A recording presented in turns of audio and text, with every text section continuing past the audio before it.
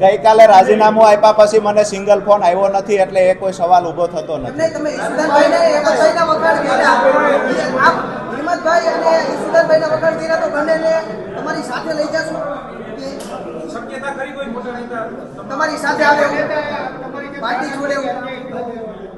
બે ત્રણ લોકોનું સુરતથી આવેલાનું પાર્ટી પર પ્રભુત્વ વધતું જાય છે, મને એવું દેખાય છે. કદાચ આવનાર સમયમાં કોઈ નેતા રાજુ કરપડા બનવાની કોશિશ કરશે, કોઈ નેતા મોટો બનવાની કોશિશ કરશે, તો જે ભોગ હું બન્યો છું એ નેતા એ જ ભોગ બનશે.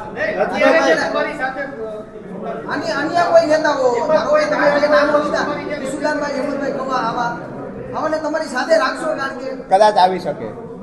રાજુભાઈ તમે ફોન કરીને દરખાસ્ત તમારી સાથે વાતચીત નથી કરી, એ લોકો પાછી એવું કહે કે હવે રાજુભાઈનો કોન્ટેક્ટ કર્યો પણ રાજુભાઈ જવાબ નથી આપ્યો. મારો મોબાઈલ સાથે છે, મને સિંગલ ફોન પાર્ટીના મેઇન કોઈ વ્યક્તિનો આવ્યો નથી.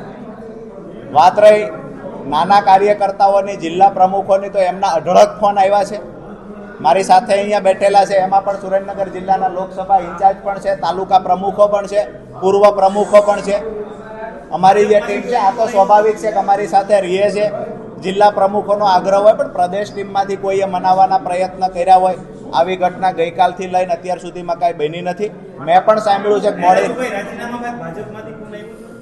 મને અત્યાર સુધી કોઈ ભાજપમાંથી ફોન નથી આવ્યો, પણ કોંગ્રેસના નેતાઓ વાયા કોશિશ કરે, એવી રીતે ભાજપના નેતાઓ પણ વાયા કોશિશ કરે છે. મને ડાયરેક્ટલી કોઈએ કહ્યું પ્રદેશના બે નામ છે, કયા બે નામ છે કે જે ઈચ્છતા હતા રાજુભાઈ જેલમાં રહે?